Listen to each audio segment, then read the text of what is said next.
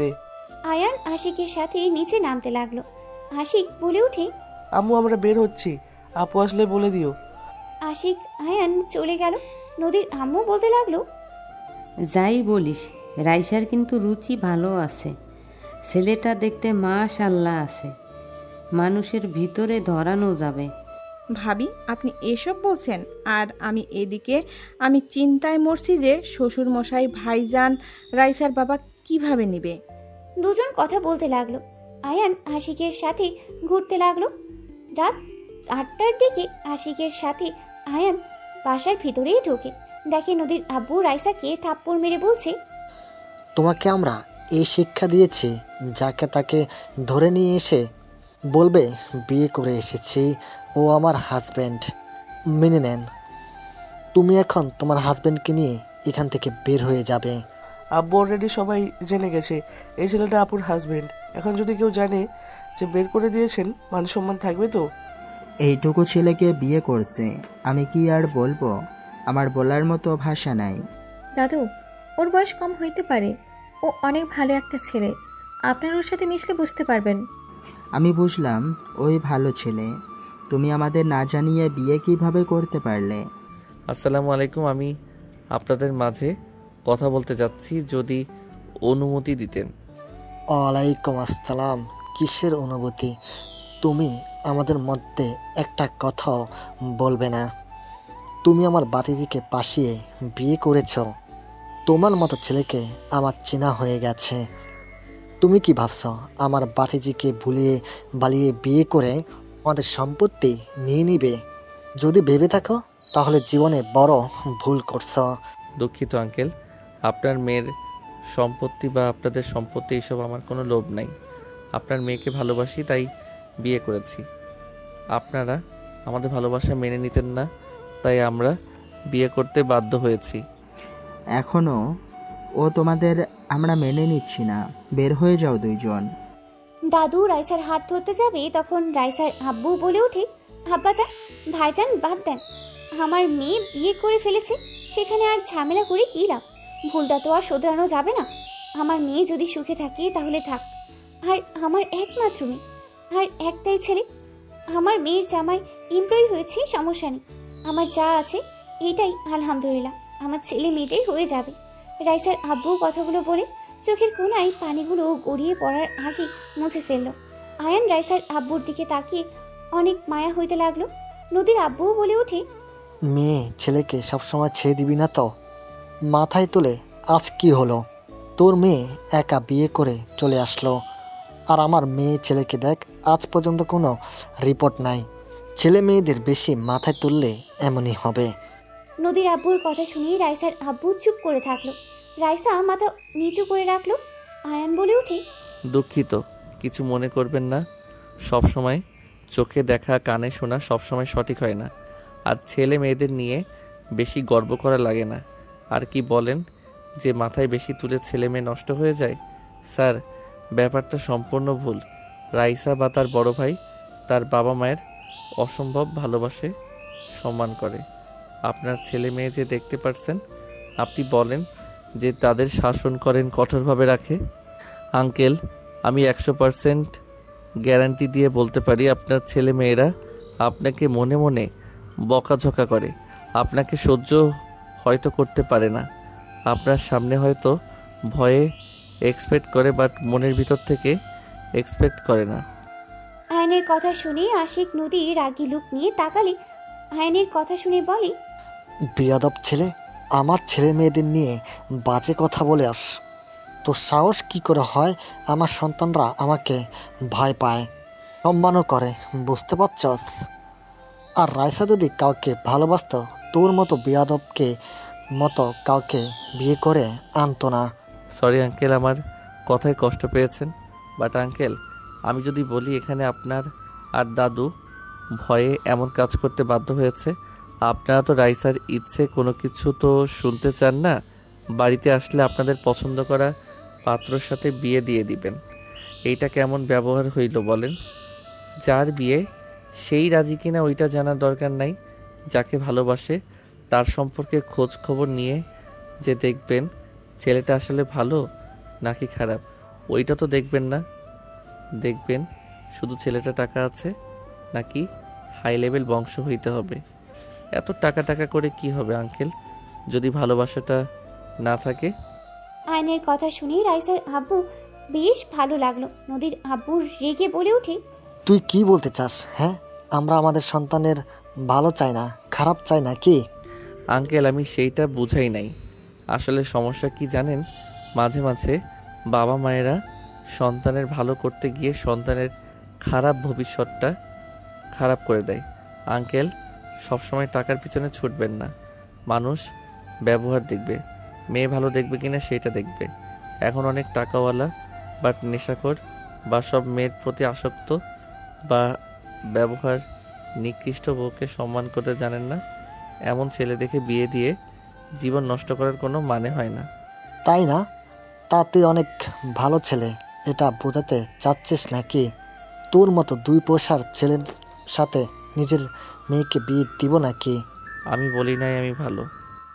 আয়ান আর কিছু বলার আগেই রাইসা বলে ওঠে, আয়ন চুপ করবি প্লিজ, অনেক জ্ঞান দিয়েছো, দয়া করে চুপ করো। রাইসার কথা শুনে আয়ান চুপ হয়ে গেল।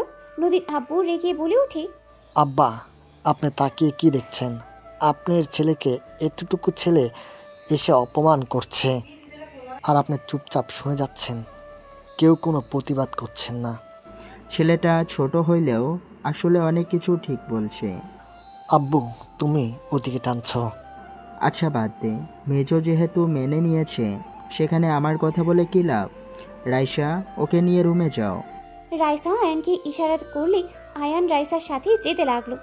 নদী আয়নের দিকে তাকিয়ে আছে। আয়ান নদীর দিকে তাকিয়ে চোখ টিপ মারলে নদীর রাগে গজগজ করতে লাগলো। নদীর আব্বু রেগে চলে গেল। নদীর আম্মু বলে উঠে, বাবা, এইটুকু ছেলে না কত বড় বড় কথা। এখনকার ছেলেমেয়েরা অনেক পাকনা। আয়ান ছোট হলেও কথাগুলো কিন্তু সঠিক বলেছে। পাকনামি করা লাগবে না তোর, যা এখান থেকে। রাইসার আব্বু চলে গেল। দাদুও নিজের রুমে চলে গেল। আয়ান রাইসার সাথে রুমে গেলে রাইসা রেগে ধমকে সুরে বলে ওঠে, এই তোমাকে আমি এইসব শিখিয়েছি? বড় আব্বুর সাথে যে তর্ক করলে মেরে হাড্ডি ভেঙে দিত। আব্বু চুপ করেছিল জন্য কিছু করলো না। আব্বু যদি কিছু বলতো আমাদের বিরুদ্ধে গেলে মেরে বের করে দিত। Sorry ma'am. রাইসার ফোন বেজে উঠলে রাইসার বারান্দায় চলে যায়। আয়ান খাটের উপরে বসে চিন্তিত হয়ে বসে থাকলো। আয়ান মনে মনে ভাবতে লাগলো, আমি কি কাজটা ঠিক করছি? লোকটার চোখে আমি স্পষ্ট কষ্টের ছাপ দেখলাম। উনি হয়তো কল্পনাও করতে পারছে না তার মেয়ে এমন একটা কাজ করতে পারে। আমি কি ওনাকে সব সত্যিটা বলে দিব? না থাক, সত্যিটা বলে দিলে অন্য ঝামেলা হয়ে যাবে। আয়ান কথাগুলো ভাবতে লাগলো। 10টার দিকে রাইসাদের ডাকলে আয়ান রাইসা দুজন নিচে চলে গেল। আয়ান সবার সাথে ডাইনিং টেবিলে বসতে যাবে, তখনই নদীর আব্বু এসে বললেই, সামান্য একজন এমপ্লয়ি হয়ে বসদের সাথে খেতে বসতে চায় কোন সাহসে? এই ছেলে, নিচে গিয়ে বসো। Sorry sir. শফিক, চুপ কর তো। আয়ান, তুমি বসো আমাদের সাথে। ও যদি আমাদের সাথে খায়, আমি খাওয়ার বাদ দিয়ে উঠে যাব। নদীর আব্বুর কথা শুনে কিছু বলবে, তখন আয়ান বলে ওঠে, স্যার আপনি থাকেন, সমস্যা নাই, আমি নিচে বসছি। আয়ান এক সাইডে গিয়ে ফ্লোরে বসলে নদী আয়ানের পাশে গিয়ে বসলো। আশিকও চলে গেল। রাইসাও আশিকের পাশে বসে পড়লো। নদীর আব্বু রেগে বলে ওঠে, কিরে, তোরা ওখানে বসলি কেন? আম্মু, কাকি, আমাদের এখানে খাইতে দেন। আপনারা আমার সাথে কেন বসছেন? আমি গরিব ঘরের সন্তান, আপনারা যান। আমার সাথে বসা আপনার জন্য ঠিক না। তুমিও মানুষ, আমরাও। ওয়েট, আমি নিয়ে আছি। আশিক নদী উঠে খাবার নিয়ে আসতে গেলে নদীর আব্বু রেগে নদীর গালে থাপ্পড় মারতে গেলে আশিক সামনে দাঁড়ালে ওর গালে গিয়ে থাপ্পড়টা পড়লো। দাদু রেগে বলে ওঠে, আমার দাদু ভাইদের গায়ে হাত তোলার সাহস তোকে কে দিল? ওদের মতো থাকতে ওদের দে সব কিছু জোর করে চাপিয়ে দেওয়ার চেষ্টা করিস না। আব্বাজান, প্লিজ, আপনি আমাদের মধ্যে নাক গলাবেন না। একজন তো ধরে নিয়ে এসেছে বস্তির টোকাইকে, আবার এটা যে কি করবে সেটাই ভেবে পাচ্ছি না আমি। এত বড় সাহস, আমাকে বলস আমি নাক গলাই? দাদু নদীর আব্বুর কথা সহ্য করতে না পেরে বুকে ব্যথা উঠে গেল। আয়ান দৌড়ে গিয়ে দাদুকে ধরে ফেললো। নদী দাদুকে ধরে বলতে লাগলো, দাদু কি হলো? আপনার অনেক ব্যথা করছে, আপনি শান্ত হন। আব্বু, আপনি এইটা কি করলেন? আপনি জানেন দাদুকে রাগানো যাবে না, তারপরও আপনি সেই কাজটাই করলেন। নদীর আব্বু থমকে গেল। তাড়াতাড়ি করে দাদুকে ধরতেই রাইসার আব্বু হাত সরিয়ে দিলে আয়ান দাদুকে কোলে তুলে নিয়ে বলে, ওনাকে হসপিটালে নিয়ে যেতে হবে, এভাবে এখানে রাখা যাবে না। আশিক আয়ানের সাথে ধরে নিয়ে যেতে লাগলো। আয়ান আশিকের পেছন পেছন সবাই যেতে লাগলো। নদীর আব্বু চোখ দিয়ে পানি পড়তে লাগলো। আয়ান গাড়িতে তুলে দিল। নদী রাইসা ওর দাদুকে ধরে কান্না করতে লাগলো। আয়ান ড্রাইভারের কাছ থেকে চাবি নিয়ে ড্রাইভিং করতে লাগলো। আশিক আয়ানকে রাস্তা চিনিয়ে দিতে লাগলো। আয়ান হসপিটালের সামনে গিয়ে থামিয়ে তাড়াতাড়ি করে আশিকের সাহায্য নিয়ে দাদুকে নিয়ে হসপিটালে চলে গেল। নার্স এসেছে, দাদুকে নিয়ে চলে গেল। নদী রাইসা কান্না করতে লাগলো। আয়ান নদী রাইসাকে বসিয়ে দিয়ে বলতে লাগলো, দুইজন কান্না থামান, কিছু হবে না। আল্লাহর কাছে দোয়া করেন, আর এইভাবে কেউ কান্না করে নাকি? কান্না থামান তো। দাদুর কিছু হয়ে গেলে আমি কার সাথে আবদার করব? কে আমাকে বুঝবে, ভালোবাসবে? আমার কিছু হলে কে আগে এসেছে পাশে দাঁড়াবে? ওনার কিছু হবে না, আল্লাহর কাছে দোয়া করলে তো পারেন। আয়ন, তুমি চুপ করবে? আমাদের কষ্ট তুমি কি বুঝবে? তুমি তো এতিমখানায় বড় হয়েছো। তোমার ফ্যামিলি থাকলে আমাদের ভেতরে কারো কিছু হলে বুঝতে। রাইসার কথা শুনে আয়ানের বুকের ভেতরে ঠুক করে উঠল। আয়ান চুপ হয়ে গেল। আয়ান উঠে দাঁড়িয়ে দাদুর কেবিনের দিকে তাকিয়ে থাকলো। আশিক ডাক্তার ডেকে নিয়ে আসলেই ডাক্তার চলে গেল দাদুকে দেখতে। সবাই হসপিটালে চলে আসলো। কয়েক ঘন্টা পর ডাক্তার বের হইলে সবাই ডাক্তারের কাছে এগিয়ে গেল। ডাক্তার বলে ওঠে, রোগীর আপাতত ঠিক আছে। আপনাদের তো বলে দেওয়া হয়েছিল রোগীকে হার্ট না করা। ওনাকে কোনো চিন্তা ভাবনা রাগানো যাবে না, ওনার খেয়াল রাখতে হবে। পরের বার এই অবস্থা হইলেই বাঁচানো সম্ভব হবে না। ডাক্তার আর কিছু কথা বলেই চলে গেল। নার্স মেডিসিন লিস্ট দিলে আয়ান বলে ওঠে, আমার কাছে দিন, আমি নিয়ে আসছি। আয়ান লিস্ট নিয়ে চলে গেল। ফার্মেসিতে গিয়ে মেডিসিনগুলো কিনে হসপিটালে চলে আসলো। আয়ান মেডিসিনগুলো দিলে নার্স হাতে দাদুর কাছে চলে গেল। 5 দিন পর দাদুকে হসপিটাল থেকে বাসায় নিয়ে আসা হয়েছে। দাদু খাটে শুয়ে থেকে কিছু ভাবছে। আয়ান বলে উঠল, দাদু আসবো। দাদু ইশারা করলে আয়ান ভিতরে গিয়ে দাদুর পাশে চেয়ার টেনে বসে পড়ল। কি ব্যাপার দাদু, দাদিমাকে মিস করেন নাকি? তুমি কিভাবে বুঝলে? ওই তো আপনার বুকের ভিতর থেকে শব্দ হচ্ছে, উনি বলল, সেটা শুনে বললাম। আয়ানের কথা শুনে দাদু হেসে দিয়ে বলে, তোমাকে প্রথম দেখে ভেবেছিলাম তুমি অনেক গম্ভীর টাইপের। এই 5 দিনে যা বুঝলাম। কি বুঝলেন? ফাজিল নাকি? অনেক মজার একটা ছেলে তুমি। তুমি 5 দিনে সবার সাথে কত সুন্দর মিশে গেছো। আপনারা ভালো বলে মিশতে পারছি, চাচা শ্বশুর তো এখনো সহ্য করতে পারছে না। ওর কথা বাদ দাও। ওই ছোট থেকে খিটখিটে মেজাজের বড় সন্তান তো মায়ের আদরের বাদর হয়ে গেছে। ওনার আম্মু ওনাকে অনেক ভালোবাসতো, তাই না? হ্যাঁ, ওর আম্মু ওদের অনেক ভালোবাসতো। আমি বাবা হয়ে ওদের কখনোই সময় দিতে পারি নাই, ওদের মনে জায়গা নিতে পারি নাই। ওদের মা যখন আমাদের ছেড়ে চলে গেল, তখন থেকে ওরা আমাকে অপছন্দ করা শুরু করে দেয়। ওরা বুঝতে না দিলেও আমি ঠিকই বুঝতে পারি। দাদিমা কি হয়েছিল? আমার ছোট সন্তানের সাথে এই বাড়ি থেকে বের হয়ে গেছিল। সেই যে চলে গেছে, আর কোনোদিন তার দেখা পাই নাই। অনেক খোঁজ নিয়েছি, কিন্তু কোথায় থাকে এটাও বের করতে পারি নাই। 20 বছর আগে একবার পত্রিকার কাগজে তাকে দেখেছিলাম। বিজনেসম্যান নাম্বার 1 হিসাবে পরিচয় পেয়েছে। দাদিমা এখন কোথায় জানেন না, আর আপনি তার ঠিকানা পান নাই? পেয়েছিলাম, কিন্তু তার সাথে দেখা করতে পারি নাই। সেই সুযোগটা পাওয়ার আগেই জেলখানায় জায়গা হয়ে যায়। মানে কি বলেন? জেলখানায় মানে? আমার 3 বছরের জেল হয়েছিল। পরিচিত একজন মিথ্যা মামলায় ফাঁসিয়ে দিয়েছিল। জেল থেকে বের হয়ে সোজা দেশে চলে আসি। সবাই ভেবেছিল আমি মারা গেছি। ও আচ্ছা। একটাই কথা বলবো। জি বলেন।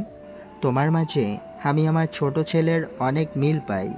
তোমার হাসি, তোমার চলাফেরা আমার ছেলের মতো। আমার ছেলে তোমার মতো করে হাসতো। ওই খুব বুদ্ধিমান ছিল। তোমাকে দেখলে আমার ছেলের কথা মনে পড়ে যায়। আপনার ছেলের নাম কি, আর তার কি কোনো ছবি আছে? আমার ছেলের নাম? দাদু পুরো কথা শেষ করবে তখনই আয়ানের ফোন বেজে উঠলে আয়ান দাদুকে বলে, দাদু থাকেন, একটা মিটিং আছে, বউকে জানাতে হবে। আয়ান আয়ান কথাগুলো বলে রুম থেকে বের হয়ে ফোনে কথা বলতে বলতে যেতে নিলে হঠাৎ করে কেউ পেছন থেকে টান দিয়ে রুমের ভেতরে নিয়ে গেল। আয়ান কল কেটে দিয়ে পিছনে ঘুরে তাকাতে সাথে সাথে নদী আয়ানের ঠোঁটজোড়া নিজের দখলে নিয়ে নিল। আয়ান নদীর কোমর ধরে ঠোঁটজোড়া ওপরে অত্যাচার করতে লাগলো। 3 মিনিট পর ছেড়ে দিলে নদী বলে উঠে, তোর বউকে তুই টাচ করস নাই, আমি জানি তোদের বাসর আজ হবে। তার আগেই আমি তোর ঠোঁটগুলো ইউজ করলাম। শুধু ঠোঁট, অন্য কিছু ইউজ করবেন না? কি বলতে চাস? কিছু না। ও হ্যাঁ, বউয়ের কাছে যেতে হবে। যা, তোর বউ তোর জন্য অপেক্ষা করছে। করবেই তো। আমার বউ আমার জন্য অপেক্ষা করবে না তো কার জন্য করবে? আয়নের কথায় নদীর রাগ উঠলে কলার চেপে ধরে বলে, আমি তোকে ভালোবাসি, আমি তোর প্রথম স্ত্রী। তুই আমার আগে ওর সাথে বাসর করতে পারবি না। দেখ আমি কি করি আজকে। কি করবে? হ্যাঁ, কিছু করতে পারবে না। আমি তো আজ বাসর করবই। তোর সাহস থাকলে করে দেখাস। ওকে। আয়ান কথাগুলো বলেই রুম থেকে বের হয়ে সোজা রাইসার রুমে চলে গেল। রাইসা আয়ানকে দেখে বলল, কোথায় ছিলে আয়ান? ম্যাম, সদীপ স্যারকে কল দিয়ে কথা বলেন। বললাম মিটিং সকালে বলে দিয়েছে, রাতের ভিতরে ফাইলগুলো রেডি করতে হবে। আর কয়েকটা তো ফাইল কাজ শেষ করা যাবে। আচ্ছা আমি বাইরে যাব। ঠিক আছে। রাইসা চলে গেল। আয়ান একটা ফাইল নিয়ে সোফায় বসে ফাইলে কাজ করতে লাগলো। নদী রুমে এসেছে, আয়ানের পাশে বসলো। আয়ানের হাঁটুতে হাত দিয়ে ঠোঁট কামড়াতে লাগলো। আয়ান বারবার হাত সরিয়ে দিয়ে কাজ করতে লাগলো। নদী আয়ানের ফাইল নিতে যাবে, সাথে সাথে আয়ান নদীকে ধরে কোলে বসিয়ে দিয়ে ফাইল হাত থেকে কেড়ে নিয়ে টি টেবিলের উপরে রেখে দেখতে লাগলো। নদী ডিস্টার্ব করতে নিলে আয়ান টান দিয়ে ওর দিকে ঘুরিয়ে এক হাত দিয়ে চেপে ধরে কানে হালকা করে কামড় দিয়ে ধরে থাকলো। নদী আয়ানের পিঠে মারতে লাগলো আর বলতে লাগলো, ছাড়ো রাক্ষস কোথাকার। তোমাকে কেউ মাংস খাওয়ায় নাই নাকি যে মানুষের মাংস খেতে চাচ্ছ? আয়ান কান ছিঁড়ে দিয়ে বলি, দুষ্টুমি করা বন্ধ করবে, কাজ করতে দাও। আমি বাসর করব, আমি বড় বউ, আমার অধিকার সবার আগে। সময় হইলে করব, এখন করার মুড নাই। কাজ করতে দিবে নাকি আমি কিছু একটা করব? আমি তো চাই কিছু একটা করো। কামড় দিয়ে গাল লাল করে দিব, পরে আর কাউকে দেখাতে পারবে না। তাই চুপচাপ বসে থাকো, কাজ করতে দাও। আমার কান্না আসছে, আমি কান্না করি, তুমি কাজ করো। নদীর কথা শুনে আয়ান ভ্রু কুঁচকিয়ে তাকিয়ে বলে, কান্না কেন করবে? কি হয়েছে? আয়ান, আমি সত্যি তোমাকে অনেক ভালোবেসে ফেলেছি। আমি তোমার আশেপাশে অন্য নারীকে সহ্য করতে পারছি না। কেন বুঝতে পারছো না? আমাদের বিয়েটা যেমনই হোক, আমরা তো স্বামী স্ত্রী। আয়ান, এই বিয়েটা কেন করলে তুমি? নদী কথাগুলো বলে কান্না করতে লাগলো। আয়ান নদীকে কোল থেকে নামিয়ে দিলে নদী বাচ্চাদের মতো আয়ানের শার্টের সাথে নাকের পানি মুছতে লাগলো আর কান্না করতে লাগলো। আয়ান নদীকে এক হাত দিয়ে সামনের মাথায় হাত বুলিয়ে দিতে লাগলো, অন্য হাত দিয়ে কাজ করতে লাগলো। নদী বাচ্চাদের মতো করে আয়ানের শার্ট টানতে টানতে কান্না করতে করতে বলতে লাগলো, কেন করলে আয়ান? তুমি বিবাহিত জানার পরও কেন তুমি রাইসাকে বিয়ে করলে? আমি তো তোমাকে ডিভোর্স দেই নাই, তুমি কেন বিয়ে করলে? তাও আবার আমার কাজিনকে। আমি কিভাবে ওকে বলবো আমার স্বামীর সাথে তুই কেন থাকোস? তোকে দেখলে আমার রাগ হয়, কষ্ট হয়। নদী কথাগুলো বলতে লাগলো আর ফুপিয়ে ফুপিয়ে কান্না করতে লাগলো। আয়ান এক হাত দিয়ে বাহুতে জড়িয়ে ধরে হাত বুলিয়ে দিতে লাগলো। নদী কান্না করতে করতে বলতে লাগলো, তুমি কি জানো না, বাঙালি নারীরা সব ছাড়তে পারে কিন্তু তার স্বামীর ভাগ কাউকে দিতে চায় না। তুমি সব কিছু জেনে কেন বিয়ে করলে আয়ান? তোমার টাকার দরকার হইলে আমার সাথে যোগাযোগ করতে পারতে। তুমি তো আমার বাসা চিনতে, সব চিনেও তুমি আমার কাছে কেন আসো নাই? আমার বোনকে বিয়ে করলে। তুমি জানো আমি তোমাকে কত মিস করছি। আমি তোমাকে নিয়ে সব সময় ভাবতাম। তুমি বিয়েটা না মানলেও আমি তো বিয়েটা মেনে নিয়েছিলাম আয়ান। নদী কথাগুলো বলতে বলতে কান্নায় ভেঙে পড়লো। আয়ান নিজের কাজ রেখে নদীর দিকে তাকিয়ে 2 হাত দিয়ে চোখ মুছে দিতে লাগলো। নদীর রেগে হাত সরিয়ে দিতে লাগলো। আয়ান জোর করে নদীকে জড়িয়ে ধরে বলতে লাগলো, কান্না থামাও, কেউ এসে যাবে। তোমার মনে কি কারোর প্রতি কোনো দয়া মায়া হয় না? তোমার মন এতটা পাষাণ কেন? আমি এমনই, আমার কারোর প্রতি মায়া হয় না। আমার প্রতি একটু মায়া জন্মালে কি ক্ষতি হবে? হ্যাঁ, কান্না থামাও, কথায় কথায় কান্না করবে না তো। এইটার খুব বিরক্ত লাগে। কেউ মনে হয় আসছে, চোখ মুছো। আয়ান নদীকে ছেড়ে দিয়ে কাজ করতে লাগলো। নদী তাড়াতাড়ি করে চোখ মুছে ফেললো। নিজেকে স্বাভাবিক করতে গিয়ে আবার কান্না করলে কারোর কণ্ঠের শব্দ শুনে সাথে সাথে নিজেকে সামলিয়ে নেয়। আশিক এসেছে বলে ওঠে, আয়ান, আমার গার্লফ্রেন্ড ওর ফ্যামিলির দেশে এসে গেছে, রাফি ভাইও এসেছে, এখন কি হবে?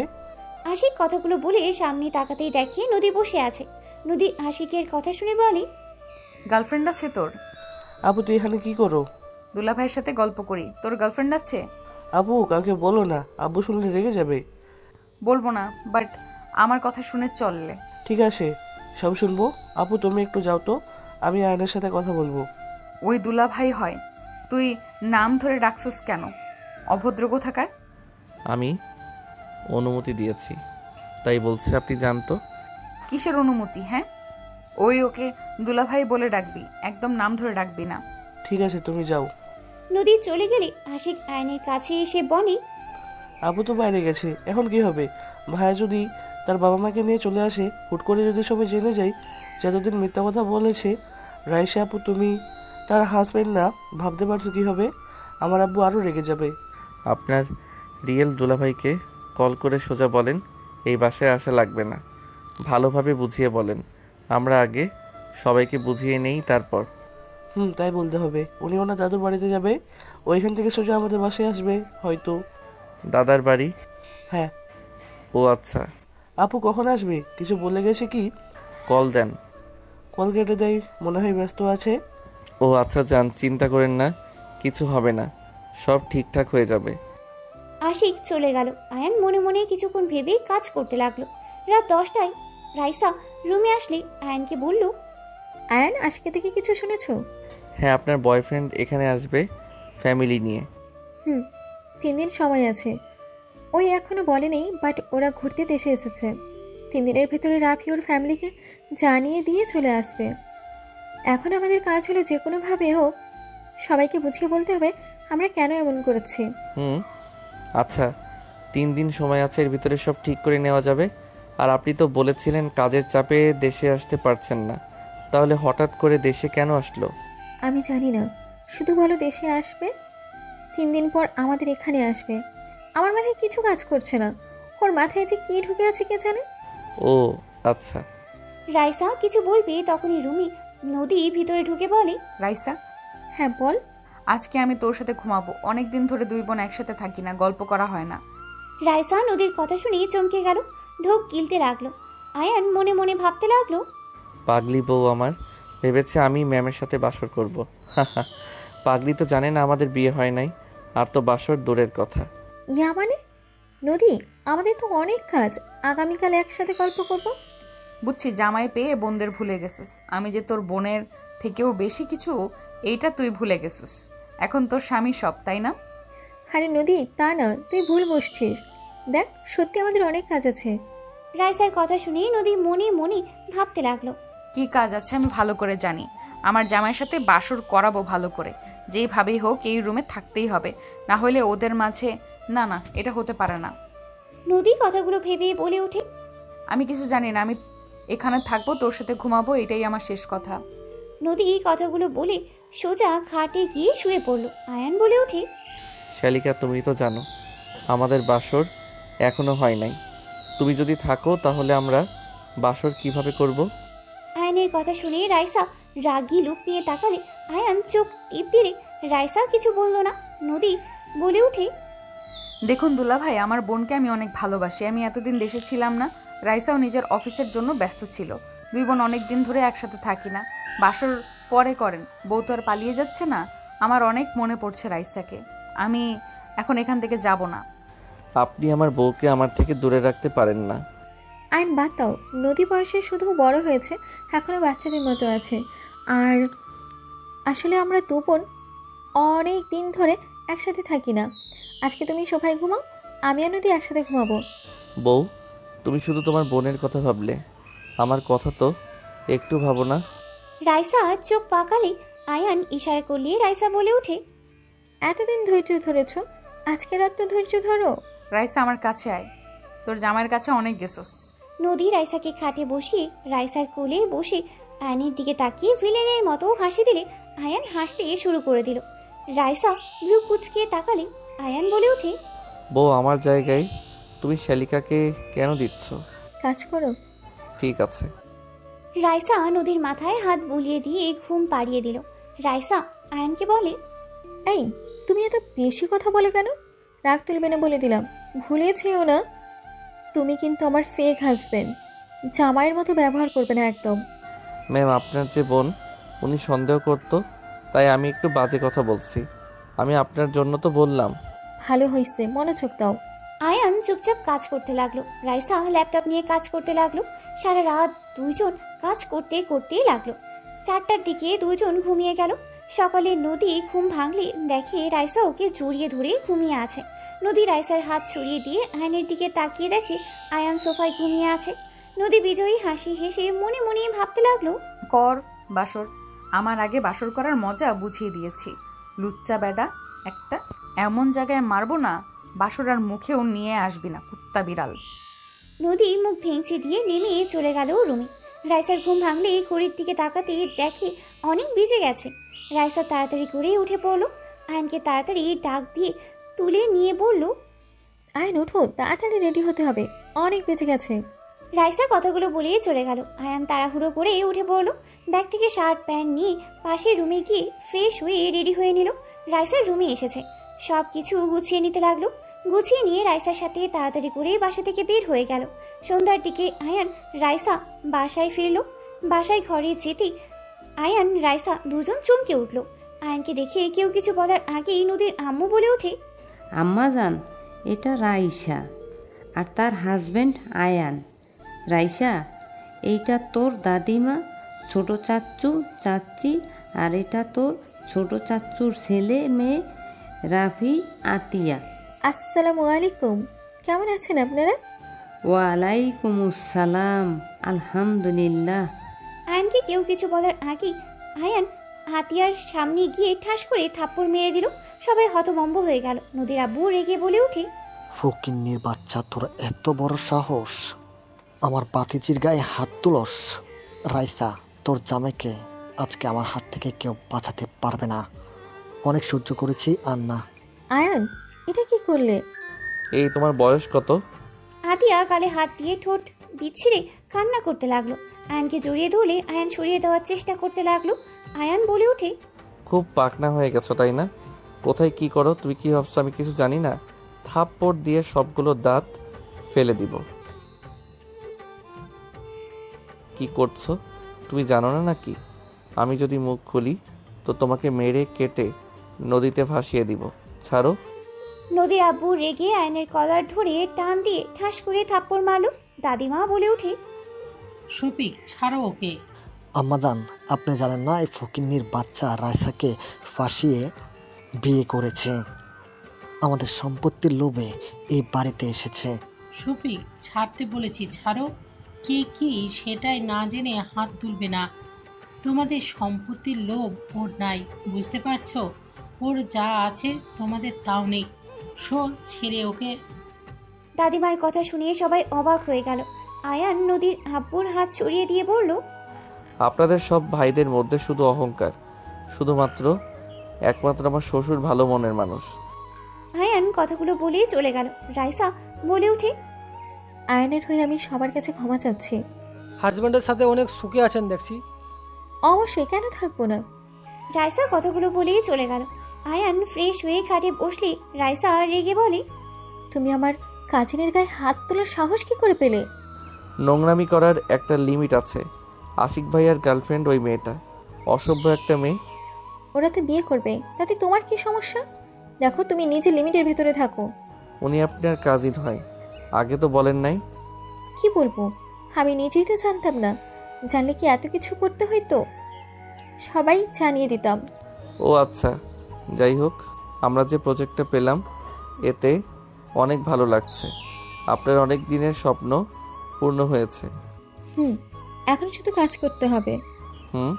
ঢাকা চলে যেতে হবে যত তাড়াতাড়ি। আপনার ফ্যামিলিগত সমস্যার সমাধান করতে হবে। রাইসা আলমারি থেকে পোশাক নিয়ে ওয়াশরুমে চলে গেল। গোসল করে ছাদে চলে গেল। আয়নও ছাদে চলে গেল। বাতাসে রাইসার চোখে কিছু পড়লে রাইসা বলে ওঠে, আয়ান, একটু দেখবে কি? গলা অনেক জ্বালা করছে।